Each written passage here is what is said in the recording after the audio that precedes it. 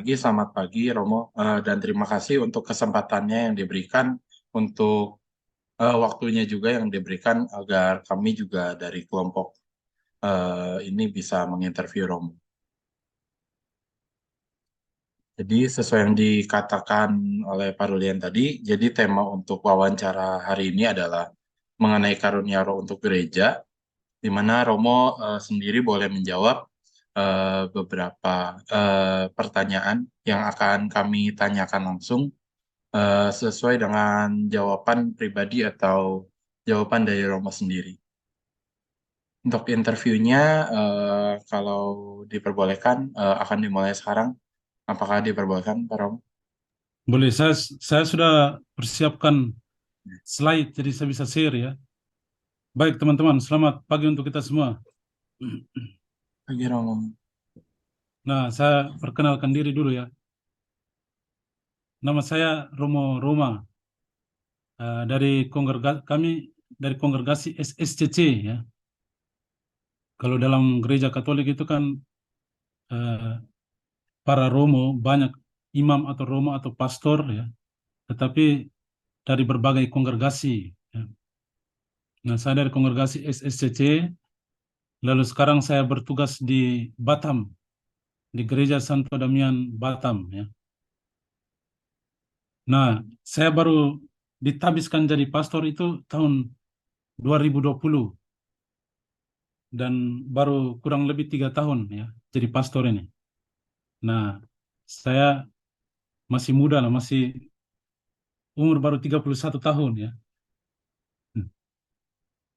Nah, eh, pertama-tama saya mengucapkan terima kasih untuk teman-teman ya sudah mengundang saya untuk mungkin berbagi tentang ajaran gereja Katolik tentang karunia roh.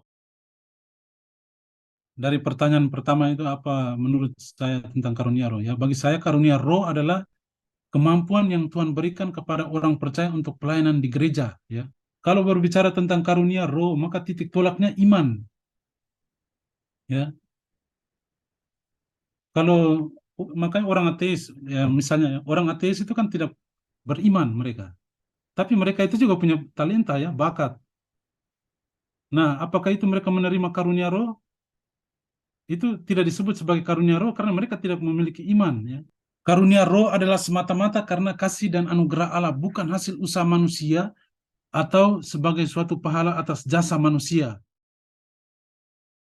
Menurut Bapak, apakah setiap orang sudah memiliki atau diberikan karunia roh sejak lahir?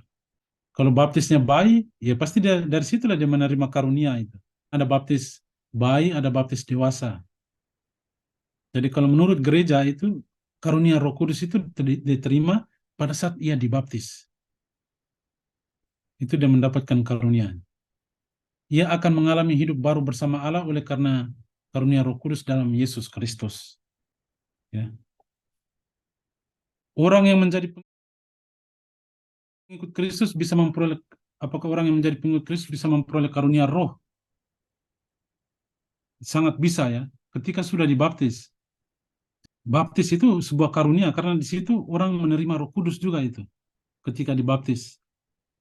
Jadi dia memperoleh karunia pada saat itu dan tanggung jawabnya kan bagaimana dia memelihara iman itu lalu mengembangkan karunia yang ia sudah terima itu melalui sakramen baptis, melalui pelayanan.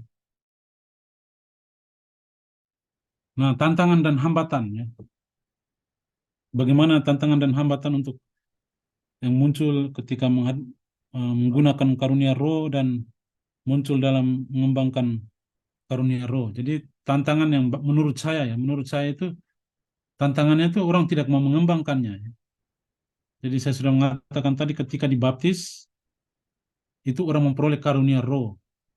Nah, kadang-kadang ya istilahnya orang menjadi Kristen atau menjadi Katolik KTP, orang setelah dibaptis ya menghilang gitu kan, tidak mau mengembangkan karunia roh itu yang sudah dia terima, talenta bakat itu dalam lingkup gereja dia tidak mengembangkannya itu. Ini sebuah tantangan. Jadi memang banyak umat di paroki di gereja sini juga seperti itu.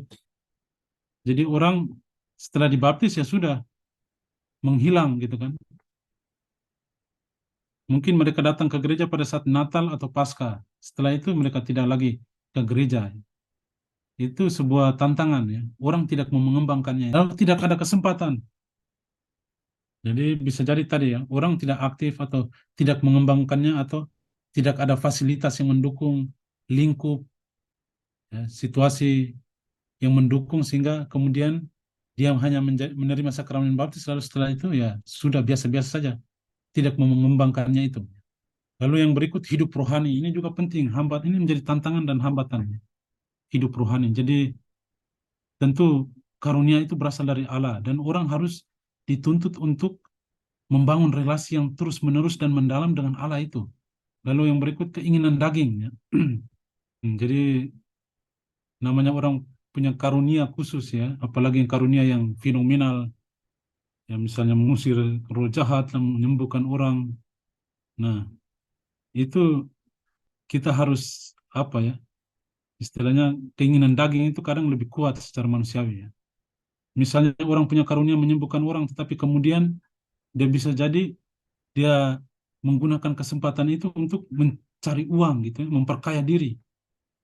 Itu ada juga, ada orang seperti itu. Dia mempunyai karunia bisa kalau mendoakan orang yang sakit bisa sembuh. Tapi kemudian dia menggunakan itu untuk cari uang gitu kan.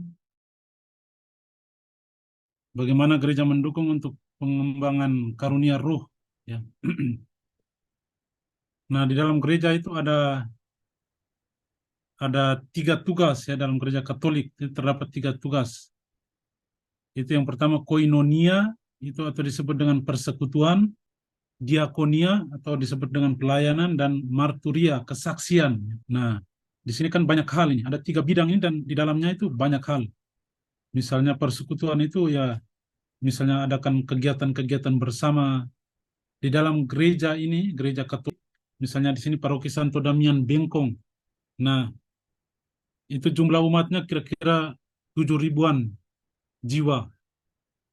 Dan dari 7 ribu jiwa itu kami bagi ke dalam komunitas-komunitas. Ya. Jadi satu komunitas itu misalnya kurang lebih 30 kakak, itu satu komunitas. Nah, di sini mereka akan rutin, entah itu doa bersama, entah itu pertemuan, atau mendalami kitab suci dan ajaran-ajaran gereja, berdoa dan sebagainya. Lalu misalnya diakonia, pelayanan itu banyak ya. Pelayanan itu misalnya karitatif. Di sini kami paroki ada namanya Damian Care ya. Damian itu seorang kudus, dia dikenal sebagai pahlawan kemanusiaan yang melayani orang-orang kusta di Molokai, Hawaii. Lalu berikut tentang kesaksian. Kesaksian itu terkait dengan kesaksian hidup ya. Kesaksian hidup. Jadi entah itu melalui hidup doa ya dan banyak hal lain. Nah, lalu pertanyaan yang berikut, dalam prinsip karunia roh untuk gereja dikatakan bahwa firman Allah sangat diperlukan oleh jemaat. Menurut Bapak, seberapa penting firman dan bagaimana jemaat memiliki pengajaran firman yang baik? Nah, di dalam gereja itu kan kami ya ada 3 norma iman yang paling tertinggi. Yang pertama itu kitab suci, lalu yang kedua itu tradisi suci, lalu yang ketiga adalah magisterium gereja. Magisterium itu adalah kuasa mengajar bapak-bapak gereja, para paus, uskup. Ya. Nah, dalam dokumen itu dikatakan bahwa tidak mengenal kitab suci berarti tidak mengenal Yesus Kristus. Ya. Artinya orang harus mempelajari, ya, membaca, merenungkan kitab suci, dasar iman itu. Kalau tidak itu, kita tidak tahu siapa itu Yesus Kristus. Karena informasi tentang hidup, karya, dan kematian serta kebangkitan Yesus itu direkam di dalam kitab suci. Ya. Nah, kitab suci adalah sumber norma iman tertinggi. Itu saya sudah katakan tadi. Itu di dalam kitab suci juga dia katakan. Lalu DV itu de verbum. Itu D itu artinya Allah, verbum itu artinya kitab. Jadi firman Allah gitu ya, artinya dalam bahasa Indonesia. Ini dokumen yang ada dalam Konsili Vatikan kedua. Baik, Romo. Sepertinya pertanyaan kita juga udah terjawab semua dari slide pertama sampai terakhir. Memang kalau udah selesai penjelasannya, saya bisa tutup. Saya mewakili teman-teman saya yang ada di sini mengucapkan terima kasih banyak kepada Romo karena udah meluangkan waktunya, udah nyiapin materi dan menjelaskan juga dengan detail. Kami sangat mengapresiasi. Yang terakhir, eh, Jadi saya juga mengucapkan terima kasih untuk teman-teman ya. Mudah-mudahan bisa membantu ya.